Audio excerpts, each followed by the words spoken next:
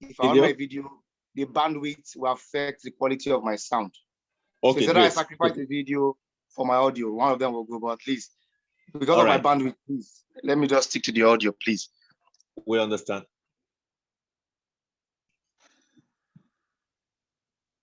You're welcome. We understand. Go ahead, please. Go ahead. Sir. Unmute yourself, Mr. Adekunle. Am I unmuted now? Yeah, you're unmuted now. Please go ahead. All right, thank you very much. What I want to share with you is actually not directly all taught by me, but of course, I want to say thank you for what has been discussed so far. Even as a CSO and activist in the area of road safety, I think I have jotted one or two things that in a matter of months, we are going to bring into the national body as a discussant. Because right now, like the national president, the chairman and president of RAPNEC has said, and also the chairman BOT Coalition Road Safety NGO is with us. I said, we have a national strategic program going on in Abuja during this week. And of course, we have WHO, we have World Bank, we have the road safety. Of course, one important thing that we're going to bring to the fore is that, pedestrian safety clubs in school. And of course, maybe when we get to rounds of questions, there are some things that we need to correct and also see how we can actually answer for us. Of course, what I'm trying to discuss with you tonight is on actually child safety. And the document in question is directly not authored by me, but it was jointly authored by FIA Foundation, Save the Children Foundation, and of course, Safety for Urban Children for road safety. One thing we must understand when it comes to road safety and the deaths in terms of road safety is that every year we have 1.25 million people who die as a result of road crashes worldwide. And one of the biggest victims of these road accidents are children between age 0 to 27 years of age, are one of the biggest victim of this menace that we are facing. Hence, we are having this 7th Global Road Safety Week that is telling us that CSO, NGOs, individuals can meet government, talk to government, and tell them, like what we complain about, that they should help us to, one, create a better road mobility for us and our children to work on, so that we can equality in movement. Because you see, in Nigeria, we believe that it's only a poor man that treks on the road.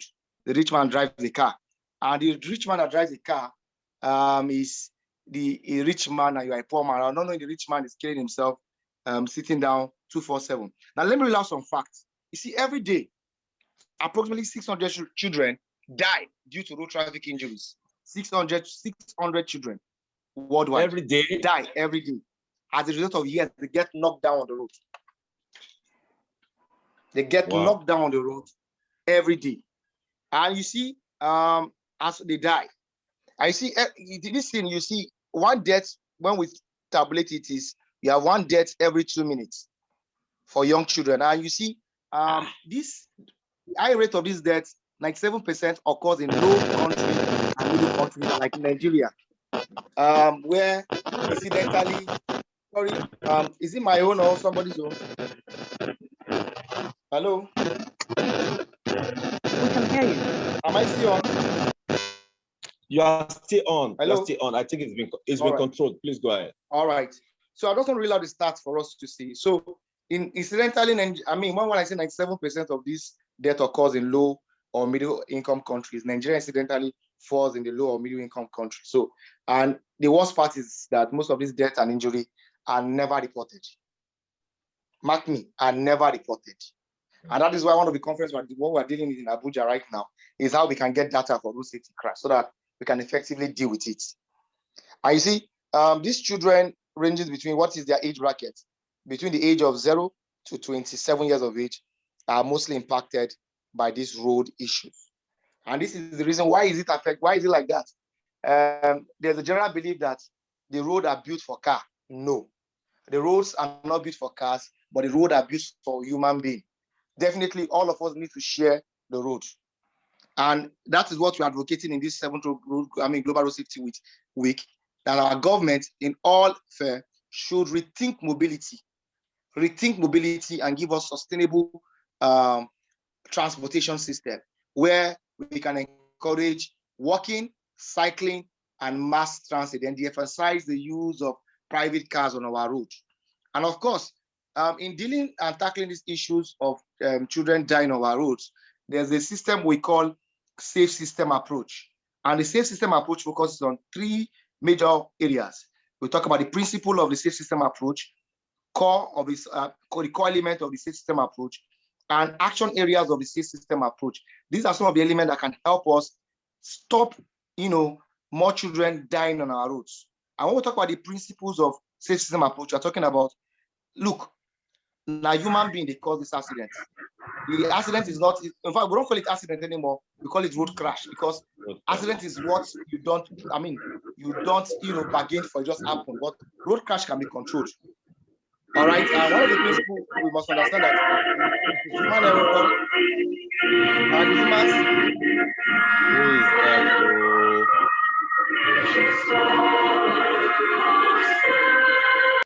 Post, can you? Yeah, thank you. Okay, go ahead. Thank you very much. I'm just analyzing the principles so we can get a shining light. It talks about, if we want to make our streets safe for walking, safe for our children, we should understand this principle that one, accident and road crash are caused by human errors, and humans are vulnerable to injuries once they are impacted by these vehicles. And of course, for us to solve it, we must have a shared responsibility and say no deaths.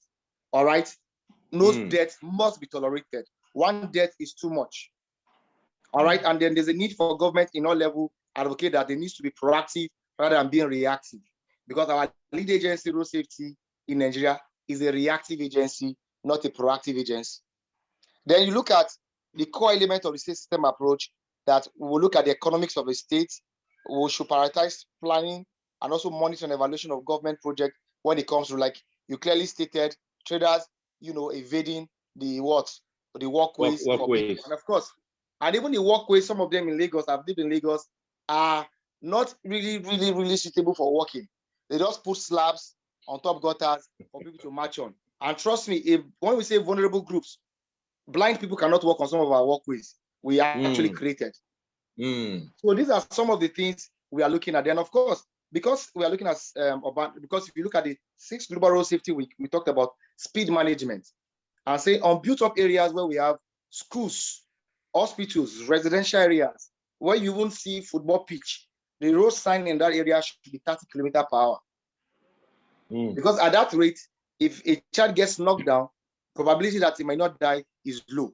So this is what we've been advocating for in the last couple of years, that government should come in and help us, please, reduce the number of deaths of young people on our roads. And of course, if you look at Nigeria generally, when we talk about young people generally, if I say 0 to 27, but one of the most... 30 more seconds. All right. 30 more seconds, please. Yes, I'll wrap up now. One of the most very good group we look at is people at the age of maybe 15 to 27 or 24. Those are the youths who think life is just a game and they are driving at speed and other kind of things. But if government will do the right thing, proper, road signages, speed management system on our road, ensure the road is not too wide for I believe I can fly. It could help some of the deaths we're having on our roads. Thank you very much. I believe I can fly. Wow. Can we give a round of applause to Mr. Ade, please? This is awesome. This is awesome. There is a group of people I call the ghost riders on the road, particularly these commercial drivers, in the way they just navigate from one lane to the other. So I call them ghost riders because they believe they are the only ones on the road.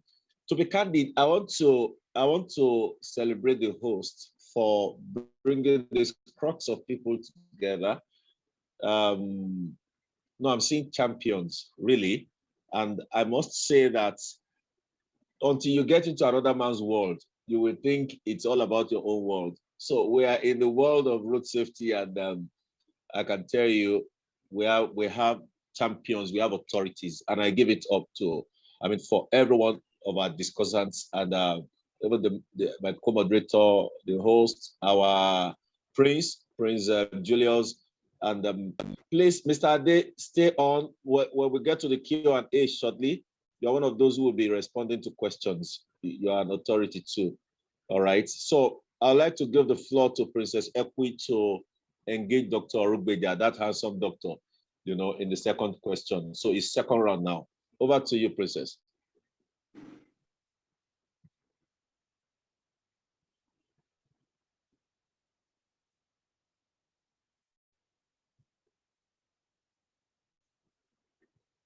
Princess?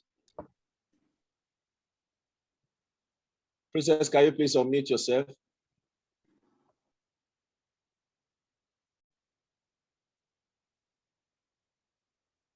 Princess Ekwi? I saw a video.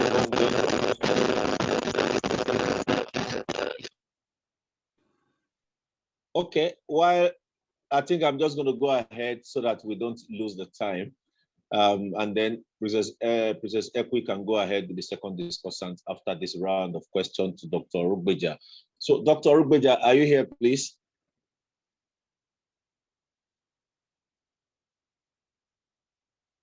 Yes, I'm very much around.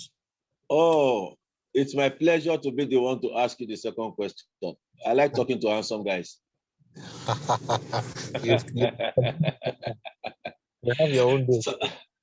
So Dr. Orugbeja, people do not seem to understand the implication of accidents, obviously. So perhaps because they haven't had personal experience.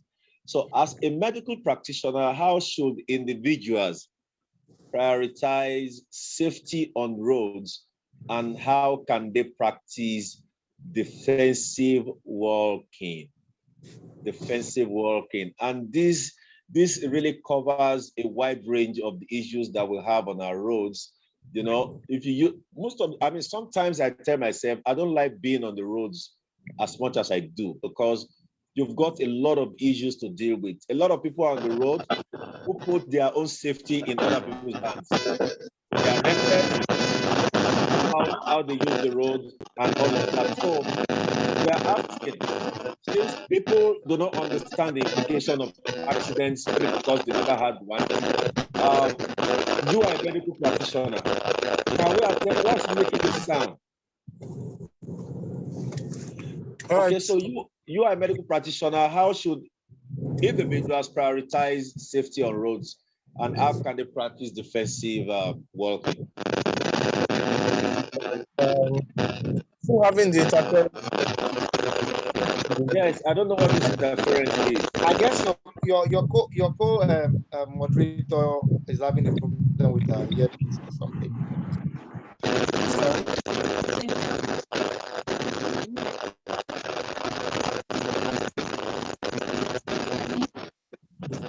Can everybody mute? Hello? Hello? Hello?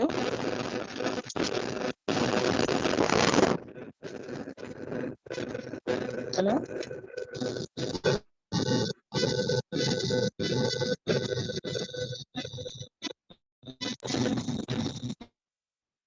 Doctor, go ahead, please. All right, thank you very much. Two questions in one, and the questions hit again at the very pit of the discussion, which is safety.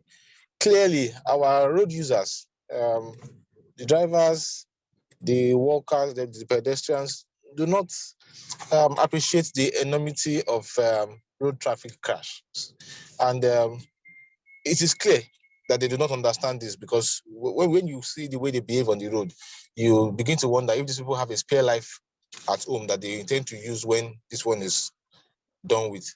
From my own perspective, I work in a place where we see the result of these road traffic crashes. Last surgical emergency at some point was the busiest emergency in the whole of West Africa, right? It is busy because we have so many road traffic crashes on our roads, right? I have to paint the picture as clear as possible here. The effects of road traffic crashes could include immediate death, right? Which is loss of loved ones, family breadwinners, right? Children in the homes, the hopes of a family can be lost in an instant due to carelessness or lack of regard for traffic laws, right? Even those who survive this immediate crash may have life-changing injuries, right? You have a situation where a patient may have an injury. Of course, the lower limbs, the legs, are the most commonly injured parts of the body during road traffic crashes, right? So you see people with mangled limb, that is, the limb is completely crushed, cannot be salvaged by any hospital, and the person will have to end an amputation, right? So once the person is amputated, the life is forever changed. There are certain kind of jobs that the person cannot do anymore, right? So the person has lost means of livelihood. We have to stick with another kind of job. We have to change lifestyle and activities forever. This is no small thing to joke with, right? You see people who have, even when their limbs are spared, right, their limb cannot come back to the functional level prior to the accident, right? So the enormity of road traffic crashes cannot be overestimated, right? In the course of caring for these patients, they lose um, time at work, right? Because they are in the hospital for several months, and even when they are back home, they still have to take some time to recover themselves. So they lose money, they lose work time. The whole economy is losing valuable work time from these people. Apart from the fact that they're losing money because they're not working, they're actually spending money to get themselves back on their feet. Sometimes the family has to sell properties, sell lands to get these people back on their feet. So uh, we're talking about cost here now, right? We also come back to the sheer pain that the patient has to go through, right? From the point of the crash to several weeks on, the person is having to experience continuous excruciating pains that painkillers may only help to ameliorate. It would never go away completely for several months, right? Just because of one moment of disregard for the law, one moment of impatience, and one moment of carelessness, right? So many of these people need to come to the hospital, see what happens to fellow producers who have been careless for one moment, right? You see some people with ghastly injuries to their head, ghastly injuries to their chest, open abdomen, crushed limbs. The pictures on my phones are horrific if anyone has to go through some of them. And these are real human beings who probably just woke up in the morning and decided to go to work. And then someone else carelessness may end them this. I had a patient some months ago, just came back from South Africa for a program in Nigeria, because she was running late and there was traffic. She decided to take a motorbike. Motorbike was on its lane, but then there was this other vehicle who was trying to beat the traffic, and so went to the other lane, the wrong lane, where incoming vehicles were, right? And knocked down another motorbike, right? But because of the crash and people trying to get at him and to stop him, so he tried to escape the mob. And in the process of trying to escape the mob, went on, running into people and running into other motorbikes on the road, right? Several casualties from that accident, from that crash, and the kind of injuries we saw were very, very ghastly, just because of one person who decided to disregard traffic laws, right? So I'm using this opportunity to advocate, to add my voice to that of all the speakers who have eloquently, dissected this topic. That please, the 10 seconds or 30 seconds delay is nothing compared to the enormity of the injuries, the cost of care, and even the cost of lost life that can occur from a minute is 10 seconds disregard for traffic laws and safety precautions. Thank you very much.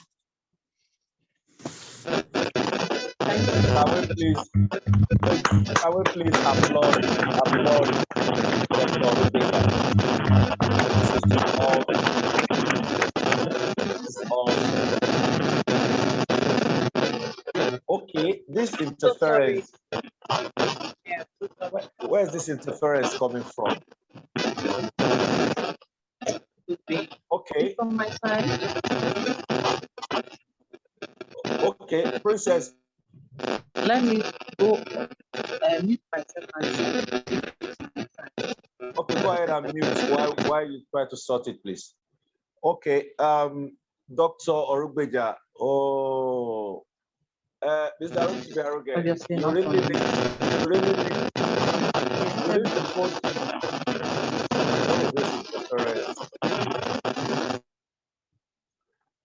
I can tell that if you've got 10,000 audience in a hall, these discussants, no.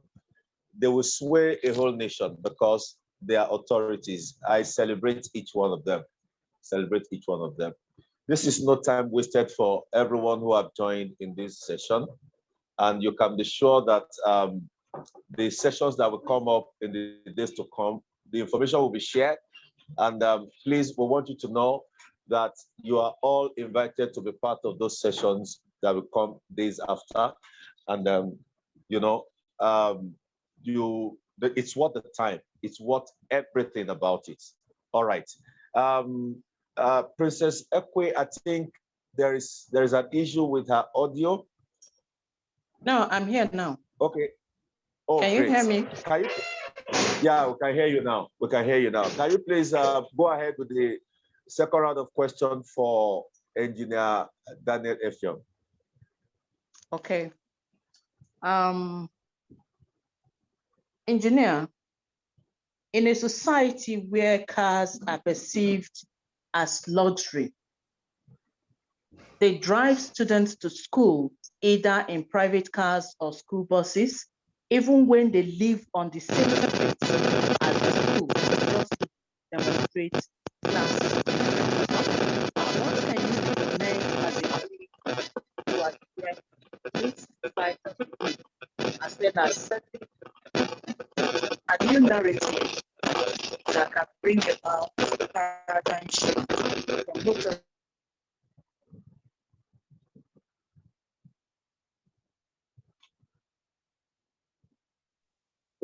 We didn't get the question. Okay, maybe I will just take it from there. By the way, I want to confirm that Engineer Effiong is still on. Engineer Daniel Effiong? Yes, I'm still here. I'm still here. Great. So I'm going to take that question again while Princess Ekwe try to fix the audio issue on our end. So in a society where cars are perceived as luxury, they drive students to school either in private cars or they will have to send school bus, even not minding the fact that it's just a short distance. But what these people want to do is to show class, So what can you recommend as a way to address this societal belief, as well as setting a new narrative that can bring about the paradigm shift from motorized transit to walking, especially for school, for short distance? A lot of parents who are well-to-do just want to show that no. I know what I went through going through school, and I don't want that for my children. Or for one reason or the other that could not be substantiated, they just keep doing this. But we are advocating that it's the decade of action, and we want to see more students exercise their body. We want them to be healthy. We don't want their bodies to be stocked to the point where it becomes a health hazard. So what do you think could be done?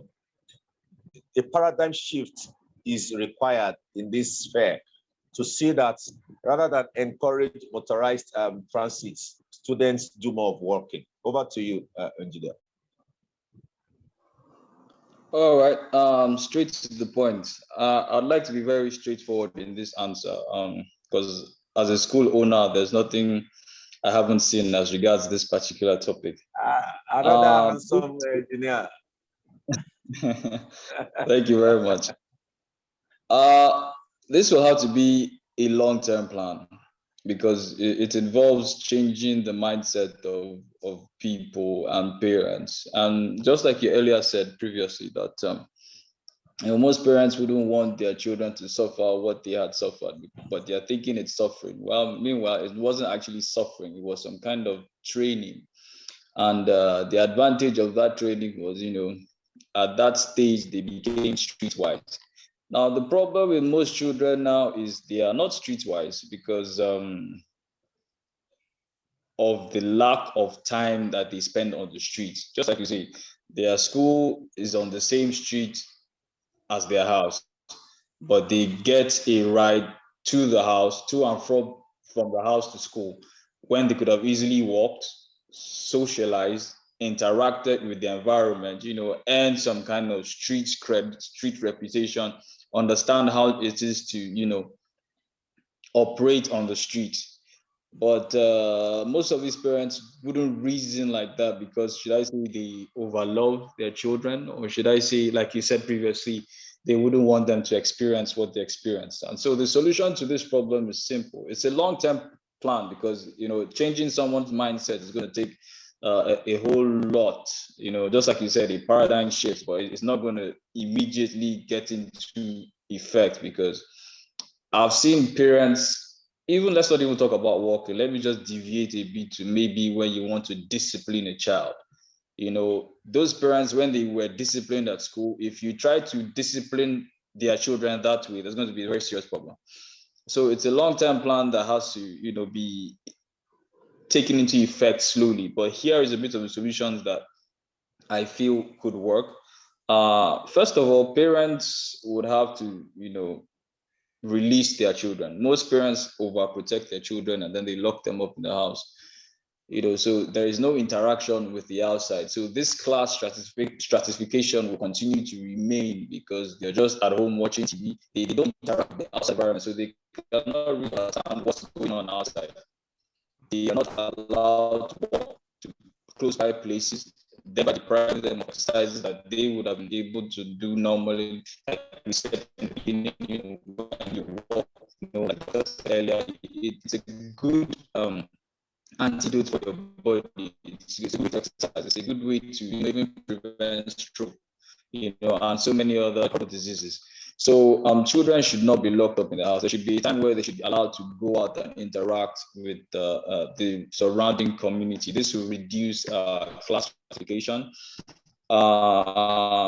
Adults also have a part to play, because the children are watching the adults. So when daddy or mommy is always behaving in one particular kind of way, maybe they are bigger than or richer than, or the children can see that okay, life is for everybody and there should be no class stratification. It will go a long way to help as well. Then, because as school owners, if you tell us that we should begin to put strict measures, or that's not going to work. It really is not going to work. We're just going to have parents take children to other schools who allow them to do what they want to do. But like I said, it's a long-term plan because to change somebody's mindset, it's a long-term plan. You have to change somebody's mindset, mostly the parents. And the way to go about it is earlier on. If we can start, having a club that has to do with, like I said before, pedestrian safety. If you have a pedestrian safety club in school, that's how you orient the children. What they can learn at home, they can learn in school. So once we have a pedestrian safety club where they're being taught about all these things, and it's always, resounded, where they're reminded of all these things, it will go a long way to helping us ease the effects. So that's my submission. Oh, I think we should also do a round of applause to Dr. and Engineer Ebong Daniel Jr. Thank you. It's awesome. It's awesome. It's awesome. You see, to be candid, there is a lot that we need to do. Until we begin to open these portals, we won't realize how much work we've got on our hands. And during this session, personally, I realize how much work we've got on our hands. Our host this evening has been a part of one of our projects. We have this partnership with the Lagos State Ministry of Education, and we go from school to school. We on a daily basis, we engage minimum of about 3,000 students. On a weekly basis, we do about between 15 and 20,000 students. We reach out to these young people. And one of the major challenges we have with these people is they don't like to take instruction, and it's because of the society, because who is instruction themselves don't like to take instruction. Just the way you could see someone who is being reckless on the road, and you're telling the person, hey, be careful. By the time you get ahead, you see they're in a crash already. And you tell the person, I just want you there. You know, and so it's a cascade, it's a chain reaction. I'm going to ask when we get to the Q&A, because we really need to develop a framework. How do we begin to orientate these young people? We want them to embrace walking as against, you know, doing motorized transits. But then how do they protect themselves? How do they get to know all of these details? This is a robust discussion. And I just hope that we apply this into our daily life. All right. Thank you very much, every one of you, the discussants. Before we get to the Q&A, I'm going to allow the host to take 2 or 3 minutes to do a cap on all that has been done so far. You know, this man, the host, I call him a genius. So that he's a man of many parts. We have not finished the last question. We have not finished the last question. The last question. Doctor, we have not finished the last question. We're supposed to go to Dr. Oluwaseun. Thank you, thank you, thank you. I don't know if it's been a bit of challenge. I'm going to just engage Dr. Oluwaseun. Dr. Oluwaseun, are you in the house, please? I'm there. Thank you for having me once great. again. Thank you. Yeah, thank you, Mr. Rotimi Aruge, for giving me a heads up there. Now, Doctor, I think you are the one. You are the one to help us hit the nail on the head, because coming to the topic of the day, how can pedestrians practice safe walking in our kind of chaotic and unregulated space? Now, underline those 2 words, chaotic and unregulated. That defines, because I was just going into details with that. You know, thank God that our host just, drew me back, because we really have a chaotic space. We have unregulated, and they get away with it. You know, I was around town this morning and I got to a place where tricycle riders took over the entire, the whole space. They blocked all the lanes. And I was telling the officer who was there, I said, are you a decoration here? What's going on? So even there was presence of the law there, and they were that reckless. So how can we really practice safe walking in our, because Princess asked that question earlier, and I said, we're going to move into the Q&A session. So Dr. Oluwaseun, can you please take the next few minutes to address? Thank you for having me once again. Wow. Yeah. In a chaotic environment like ours, our country, unregulated space, our local government, the first thing we need to have in mind that walking is a benefit to the body. The second thing we need to know is that we need to be conscious of going out. When you are moving out as a pedestrian, you must know that it is only you that is a responsible somebody. The others were not responsible. So you will be cautious of what is coming in front of you and what is coming behind you. So when we have all these things, it will give us a mindset, a closed mindset, to make sure that we are conscious of safety and we are happy walking. Because these days, a lot of doctors have been coming up, because of one reason or the other. This is why you are having this, and people are scared of walking. So in a chaotic environment, you need to educate yourself. Like a program like this, we appreciate our host. So it's an education to somebody else that we are rescuing their life from not endangering themselves. That's true. So people need to know where to face when they are going, where to back when they are going. So normally when you are on the, you must face the vehicle. So if anything happens, you will be able to run for your dear life. So when you're on the other side, you know you need to back the vehicle coming. So you will not just, it's not that when you are walking, you will be backing a vehicle, a moving vehicle, no.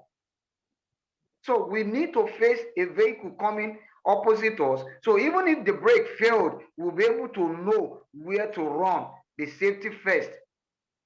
So the second one is that the chaotic and please remind me, unregulated space. Unregulated space. God will really help us. Yeah. And we believe the government too are listening to us. It is little that we, the NGOs, can do, but the most responsibility lies in the hands of the government. Now, we are praying that our fellow citizens that are looking for means of livelihood, that believes that trading at the main road is the solution to their quick selling. And we too that are pedestrians that want to pass through it, we just need to have patience with ourselves and be cautious of yourself so that it won't be that you throw away my market. I will give an instance. Some years back in Jakonde Estate in Ipaja, I was hit by a downfall that I met myself under the vehicle. And what really happened is that I was trying to avoid that woman before we get to Egbeda Road. I don't want to hit the woman. So in the course of it, the vehicle hit me. So for we to be conscious of that in unregulated environment, what we just need to do is that we need to be cautious. Don't march on someone's, what do you call it, product or market he has put down. But we want the government and the sanitization to be more on this so that if it is there, our people will know that whatever government is arresting them for or telling them that they should not do is for our own safety. Now, I will give another instances that happens today. In Osun State here, that is where we call Owodiede. Now, Okada rider was arrested due to the fact that he picked 3 passengers, including himself, on a bike. So the man, the law enforcement now arrested him and said, "Why do you do this?" He said, "It's because there is no passenger since morning. That is why I now see this one." I want to talk, but I just try to control my mood. I said, this is not an excuse. So in unregulated environment, all we need to do is that Nigeria Orientation Agency need to come up, and many other organizations, TV station, media station, radio station, need to still sanitize. There should be walk all around telling our people with flyers, with handbills, posters, and billboard that this is danger to our life, so that we will stop losing our fellow citizens and the country will be of a safe place for the state, the local government, or the international as a whole. Thank you very much, sir. Whoa, that's awesome. That's awesome. I give it to you, Dr. Oluwaseun. I give it to you. No, it could have been better said. It could have been better said. I love the way you wrapped it, you know, how you drove your points until where you were preferring, I mean, you're recommending solutions to these challenges. Thank you so much. Before I have the host to do a cap, our participants, I want to ask you, please, I know you must have jotted out questions. Of course, we've got Dr. Oluwaseun, we've got Dr. Orugbeja, we've got Engineer Bassi, we've got Prince Julius, we've got the host also. So please please just, Dr. Oluwaseun, could you please mute yourself while you attend to your people? So please type out your questions in the chat box, and then we can take your questions from there. All right, over to you, our host.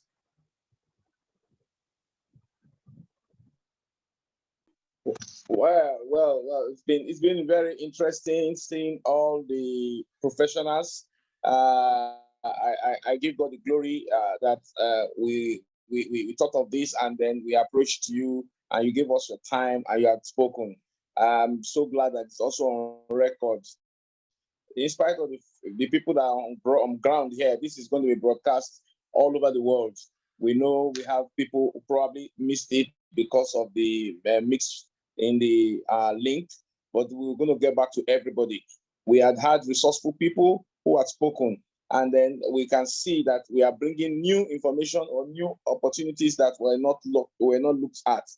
Pedestrian road safety education, it is critical because pedestrian and vulnerable people are the most affected people. So what is being done? When the World Organization says in the next decade, if nothing intentional is done, 1.35 million deaths will become 13 million deaths, and 50 million injuries will become 500 million injuries. That was scary, and in fact, it scared me to my marrow. And that statistics may just include any of us on this platform. We are not insulated, we are not immune. That is why we must give our best so that our creator, we see that even said we ourselves, we have tried. I want to appreciate everybody who has put in all the good, especially our moderator, Pastor Joseph, and the Princess. Princess has a little bit of technical issues and all that. I believe this will be rectified for the next 2 other sessions that we are going to be having. We're going to be having 2 more sessions. One will come on the 18th, and that will be talking about a challenge of cycling in Africa. Please endeavor to be there. And we are going to be talking on the 20th of public transport in a chaotic situation as well. And that will also be explosive because we are having a professor on board that particular discussion. We have somebody from Federal Ministry of Transport. A veteran is going to be on that discussion as well. And we are going to be having a lot more people. And I want to also let you know that this is the beginning of the mega collaboration between Rapneck and the ultimate driver, Steve, which we take to. We are dedicated and committed. 2030 is 8 years to go, and we have just started it, and we are all stakeholders in that particular order.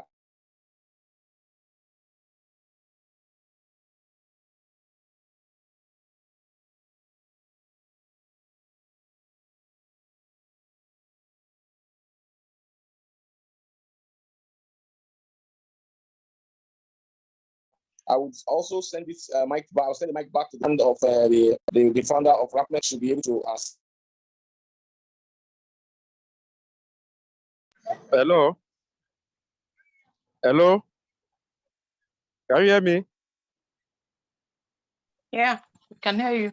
We can hear you. Okay. See, there is. I'm very happy for this deliberation tonight. Most of the international Zoom meeting we attend, we didn't get most of these deliberations. And I know why the government want to put a bill to stop doctors and some other from getting out of this country. Honestly, it's so overwhelming. But the greatest takeaway is the pedestrian road safety club that we discussed. It's not, we don't just bring this idea to the public. They will hijack it overnight to start seeing it happening. So those who are part of this meeting should see how they can get this thing coordinated and then work on it more in a document that we can handle and take it to the coalition. Then we can now meet, see how we can introduce it in schools. Because if you don't do it well, before you know it, it will be in fragments and the idea and the initiative will be destroyed.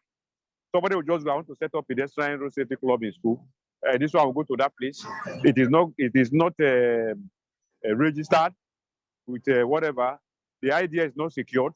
So everything will be flowing up and down. You get it? So let's take it as a resolution from this meeting as how we can guide this idea and then push it and get stakeholders to start getting this club established across the federation. We already have RAPNEC there, we have the coalition. You get it? So that is the basic facts. That is what I just want to draw our attention to, please. And we should not sleep over it. It's something that we start doing now because we have the capacity to make it happen. We have the capacity to make it happen. It's not that we go and contact somebody to help us make it happen. We have the capacity to make it happen. So if there's any way we can get a committee in place to start deliberation on this further and get it, fix a date to start launching it in schools across the federation with modalities, is a very big one. Because you are not talking of road safety, road safety club or some other things that are so familiar. This is a new initiative that we need to work on and develop. Please, thank you so much for all this deliberation. I look forward to further discussions and meetings that will be coming up in the days ahead. 15. How much? 500.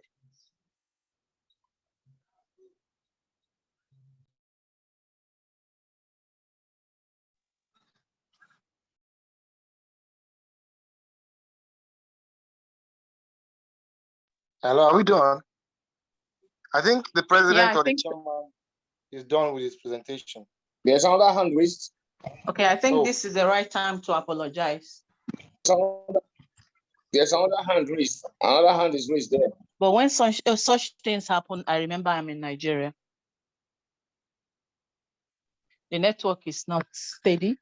And sincerely, this evening has been a very, very, very interesting one. But it's really disheartening that children die every day owing to road accidents, mostly between 0 to 27 years old.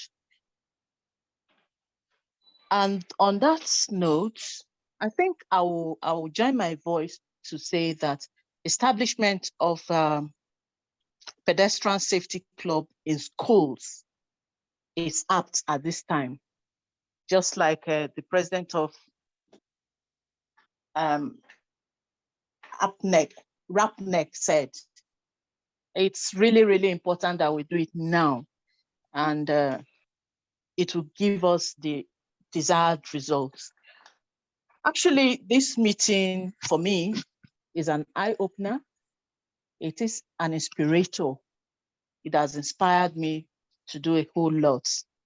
I'm looking forward to a whole lot in the coming days.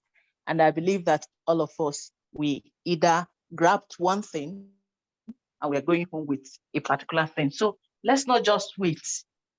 Let's put into practice anything it is that we've learned. Believe you me, road accidents in Nigeria, in Africa, will be a thing of the past if we all work together. Because as a team, we'll tend to achieve more than we can as an individual. So why don't we use this opportunity to make waves? That's what I am dreaming of. I'm already seeing the dream, and I believe it's coming to pass soon. Thank you, our host, for bringing me on board. I really appreciate it. My co-moderator, Joseph, you put me into temptation. You led me into temptation. Please don't lead me into temptation again. You asked me to put on video, and that was where my crisis started. But next time, it won't happen. So I apologize. Thank you for having me on board. Thank you. Joseph, you are muted. You are muted. You are muted, Mr. Joseph. Oh, thank you. Thank you for notifying me on that. All right, so we've got three hands up. We've got three hands up, but I want to believe that Prince Julius, sorry, Prince, you want to say something more? I think he forgot to raise his hand down. Okay. All right. So let's have adding president. Then we'll have Mr. Ade. Adding president. Can we identify who acting president is? Okay, while he gets himself ready, let's have Mr. Ade. All right, Yes, thank you very much, Mr. Joseph. I think president is there now. Okay, Adin is there. Yes. Okay, he's here now. Great. Good day, everybody. I just want to appreciate everybody here. This is a very wonderful meeting. And for the benefit of those that do not know me, I just want to introduce myself. My name is Umar Musa Muhammad. I'm the chairman board, Nigerian Driving School Proprietors Association. At the same time, the national president of the Association of Driving Instructors of Nigeria. So this is a very good meeting, coming at the right time. And I want to solicit in my own way of contribution that whatever we deliberated after the deliberations here, I would want to solicit for a curriculum to be added in our respective driving schools about the pedestrian, though we had been teaching our trainees about pedestrians, but there is more need for more input of the awareness to be created for pedestrian. So I want to thank everybody that are here, and I want to really appreciate the fact that I have been given the opportunity and privilege to present myself and introduce. We celebrate you, Mr. Umar. We celebrate you. Good to have you here. All right, Mr. Ade. All right, thank you very much. I just want to chip in one or two things before my battery gave way for me, and I take my leave. And once again, I want to appreciate Mr. Rotimi Aroge, a dogged fighter, a comrade by excellence, for this brave decision to bring core professionals together, doctors from all corners and engineers to resolve issues of pedestrian issues in Nigeria. I tell you, there's nowhere, even in Nigeria, you can get brighter minds as this, as something has been bettered here today. And what has been bettered should not die. And I want to move forward, make also a case that apart from having the pedestrian club, because we should move forward and have something also greater. You see, in every sector, they have a union that guides every sector. The pedestrians or the worker or the road user does not have. The NURTW have their union. You can see Adin have their own union, and they're all intimidating the pedestrian who does not have a union. So I think we should advocate for one thing, a pedestrian rights coalition force, or push a bill to the incoming or 9th or 10th National Assembly for a bill to be passed for pedestrian rights, to be well respected, and also where we will advocate, because you see, most of the problem we have with the chaotic situation is the fact that even the international community realize that human beings are like babies. They are bound to make mistake. If you tell them from A to Z, you keep making that mistake. And one of the things that was advocated is what? Better and safer road design, which we don't. If you do a star rating of our road according to IRAP, only maybe 0.5% of our roads can be a 3-star. A 3-star, not a 5-star rating road, a 3-star rating. The rest are below 1 star. They're not safe for pedestrians. They're not safe for cyclists. They are not safe for non-motorized users. So what I'm trying to say in a nutshell is the fact that we can create a third force in this government and send a bill to the National Assembly for the right of pedestrians to be respected when a road is being constructed. If they don't meet the minimum requirements, and taking cognizance, a pedestrian, when I mean a pedestrian, not just any pedestrians like a child from 0 to 6 to 7 to walk on, all right, those roads will not be built because it becomes a death trap. Like I said earlier on, roads are meant for human beings. Roads are not meant for cars. And when we talk about human beings, they are different. They have different segments of human beings that uses the road. We have the pedestrians, we have the cyclists, we have the disabled people. All right, we have the people that use the mass transit, and we have the private cars that are intimidating us on our road today. All right, if these are, if every road users are considered, this our road will be safer when we are building and constructing our road. And lastly, I want to talk on when you talked about, you said something about what are pedestrian defensive pedestrian walking. Three things comes to mind. One, alertness of your pedestrian walking on the road. Alertness, foresight, and good judgment will help us walk or navigate through a chaotic situation. Thank you very much, Mr. Joseph. Thank you, Mr. Rotimi, for this opportunity to speak. Thank you so much.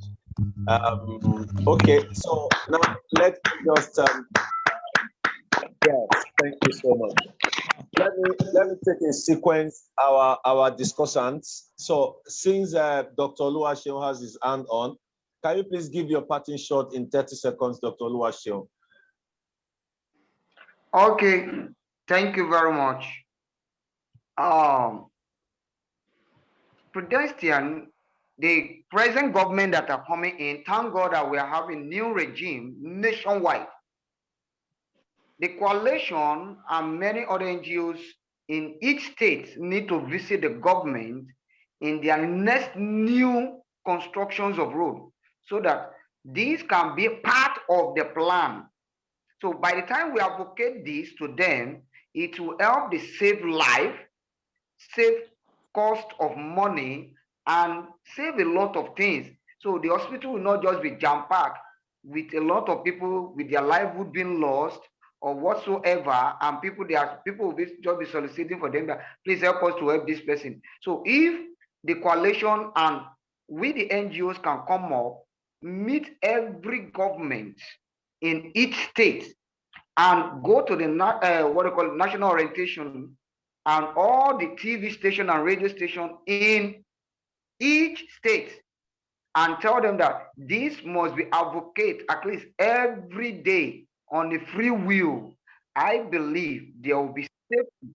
The pedestrian will be easy for everybody, and Nigeria and entire the worldwide will be a place that people love to live. Thank you very much. Thank you so much, Dr. Oluwaseun. We appreciate you. Can we give the floor in 30 seconds to Dr. Orugbeja to give his parting shot? And then we'll have Medina Daniel. All right. It's been a splendid time here, listening to all the discussants. We've had fantastic moderators, and we've had a very brilliant host. Thank you, Mr. Ade Adekunle, for tackling the topic of defensive walking. I noticed that I skipped that in my response, and I was going to come back to that, but you know, nothing can be added to the Mona Lisa, as they say. There was nothing else I could have added to what he already said. It tackled the question in a very short form, but tackled the questions sufficiently. I just wanted to point out the aspect of children getting injured. You know, people may be wondering why are children getting at the end of this terrible crisis, and why do they suffer so much from as a result of the injuries? I have to just make it clear here. Children have a smaller body size to their mass. That is, they are small, right? And so when children get trauma, even a simple fall from a gentle height or a little hit by a slow-moving vehicle, right?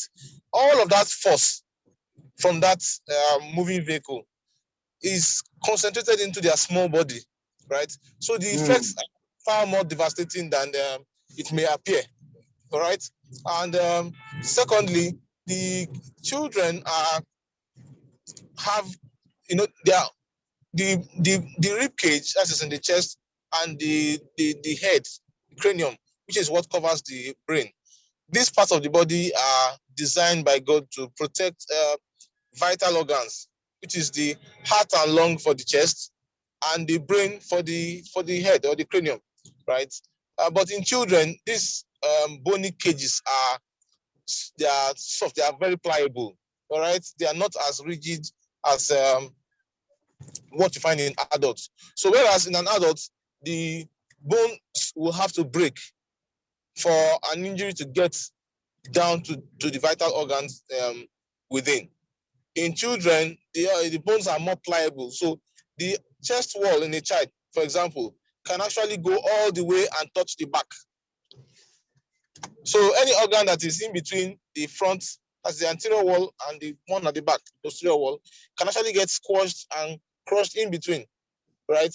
So whereas an adult is going to have a fracture of the rib cage, a child is going to may not have fracture of the rib cage, but may have severe injuries to the vital organs that are within, right? So this just goes to emphasize the fact that children need to be specially protected, just like our other vulnerable groups. Children should be very protected from this seemingly minor trauma that one may even overlook, right, on our roads. So tells you that even our so-called trunk B and trunk C roads, those are roads between the streets and intercity roads that we may think, oh, it's just minor accidents that may happen. For children, those accidents, those road traffic crashes are not minor, and it could have severe effect on them.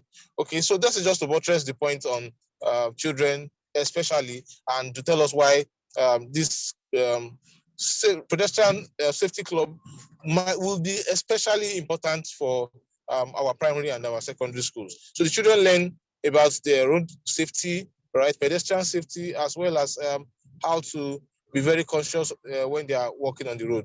Thank you very much. Thank you, listeners. Thank you, co-discussants. Thank you, our wonderful moderator and our host. It's been a very splendid evening with you all.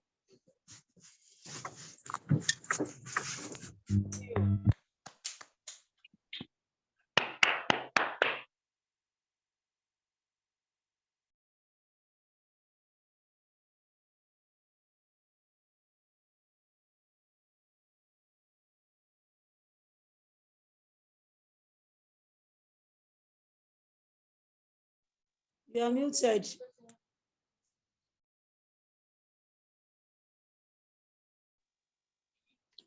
Hello.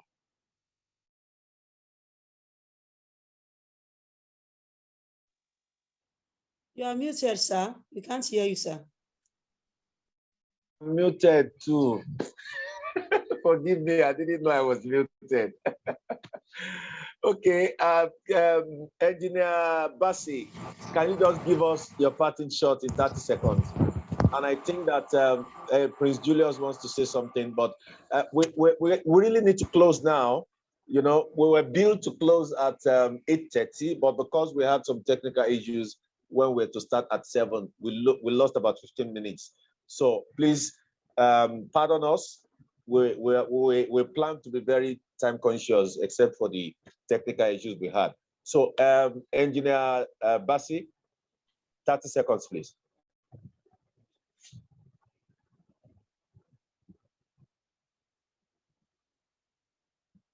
Oh, Hello? I think, okay. Can I go on? Okay, yes, can go on, Prince. Okay, thank you very much. Thank you again, everyone, for your continuous stay and patience to me. If this meeting continues tomorrow morning, I don't mind because I'm enjoying a lot. Concerning the issue of sending bill to National Assembly and all that, the legal document that was released today by the UN and WHO, which we are going to share to those who are on the platform between now and tomorrow morning, indicates and show the capacity and the rights of NGOs and civil society organizations, government, and other institutions to implement and introduce road safety initiative. You don't need to set any bill anywhere to carry all these things out. You understand? That's some of the delay we have in the country in implementing initiatives. So this has been taken care of at the global level, you know. So the provisions are there, the rights are there, the institutions to carry out these things are there, and like the coalitions, their mandate, their rights, you know, the legit what they can do, what everything has been spelled out. So it's not a matter of going to the way in our case in Nigeria. If you want to do anything, you send bill there, you sponsor it, you spend money, stay for 3, 4, 5 years. Now you have gone half the decade to get the law for you to save lives out. And peradventure, many lives would have been lost between this period of you fighting for, what do you call this now? They do at the National Assembly, securing the bill and the rest of them. So it is proper that will start immediately. And starting means putting heads together and developing the initiative in a working document that people that participated in this meeting tonight can present officially to the coalition, and then we'll take it up with international and local stakeholders. Because this has to do with children. Everybody is concerned. You know, it must not be your own child. Yeah, that is the thing. So Okay, don't not talking about National Assembly at the rest of Can we set up a committee from this meeting? Let's It's just very, very take action. important. So our host, can you please nominate those who should be part of this committee so that it can be documented since this is on record?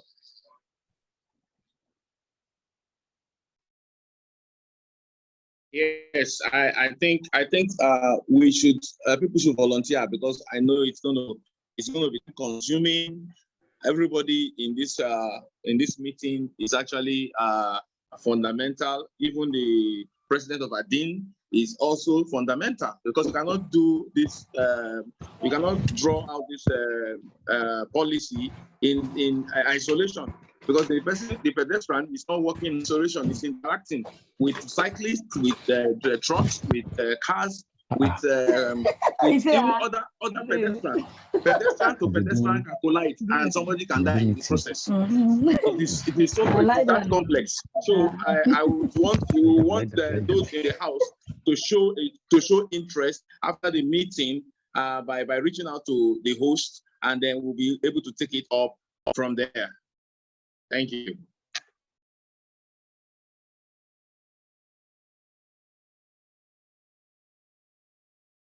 Okay, I'm muted. Prince, what do you say to that? Because I really want us to set up a committee, and if you ask me to nominate, I just want to nominate all the discussants plus the president of ADIN.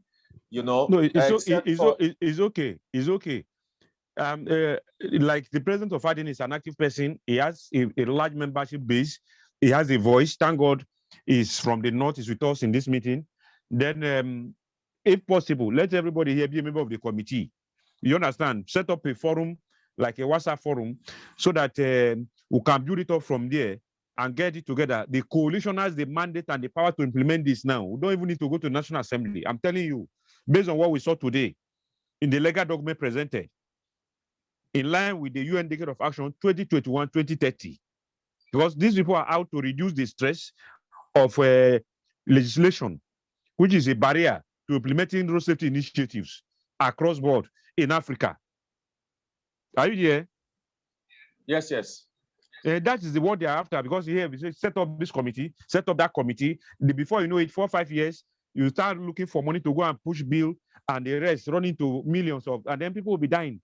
So we have documents now that give everybody the right to do what it's supposed to do in line with the UN Decade of Action for the next 8-9 years and beyond. All right. So it's very simple. What I would recommend, our host, Mr. Rotimi Aruge, could you please reach out to Prince Julius on the progresses you make as you set up a committee for action? From the way the president of RAPNEC is talking, we really need to set up an action mode, you know, so that something can be done out of this meeting. This session has been very, very productive, and I am in agreement. We need to really substantiate what we have done tonight. All right. I'll finish, Nicole. All right.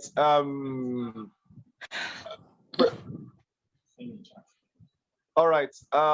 As we close, I want to thank every one of us. I want to really, really appreciate us. I appreciate my co-host, my co-moderator rather. I appreciate our host. I appreciate the presence of Prince Julius, of Mr. Usman. I appreciate the presence of Ostina Okeowo.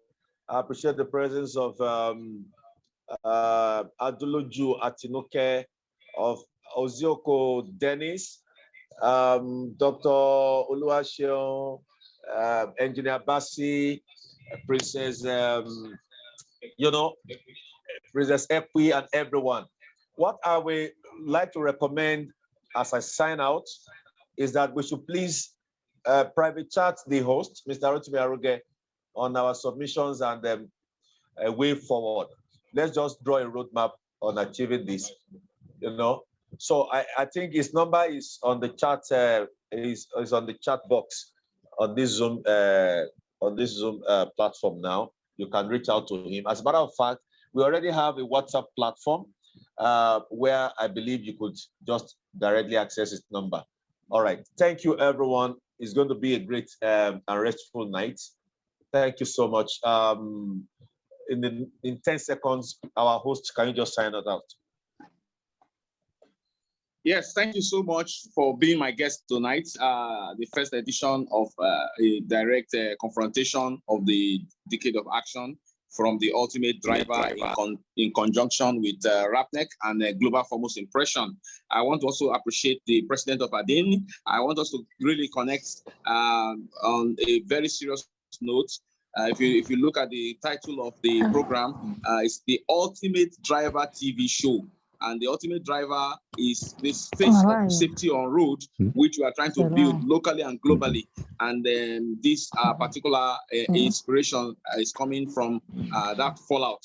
We really want to have you on one-on-one so that we can see how we can really work together. I want to appreciate the president of RAPNEC, who is also the BOT chairman of the Coalition of Road Safety in Nigeria. We will really appreciate your coming. I will also appreciate your standing by us, and even this ginger. You are gingering our swagger to move in the right direction to save life and cut down the death rate by 50% before year 2030. Because the World Health Organization says if we don't do this, 130 million people will die, and then 500 million people will be injured. That is escalating. That is alarming, and it's scary. It's one of the things that is passionately motivating us. Thank you so much for being here. Thank you for Princess and Mr. Pastor Joseph. You did not introduce yourself, but I want everybody to come to the next meeting on the 18th, where we'll be talking about challenges of Africa, challenge of cycling in Africa. Princess and Pastor Joseph will be there, anchoring as well and doing what they know how to do best. Then they will be forced to introduce themselves before the program begins, because it's all going to be excitement throughout the week. The road safety, the Global Road Safety Week 2023 is going to really be exciting. And we have want all of you to come down there and enjoy good speakers. We are going to have professors in the house. We are going to have top people who work with ministers in the house. So please endeavor to be there. As we sign up, don't forget, Ultimate Driver says safety on roads is everybody's business. Cheers. Good night. Good night. Good night. Good night, everyone. Good night. Bye. Thank you. Good night, everyone. Mr. Joseph, don't ever lead me into temptation again.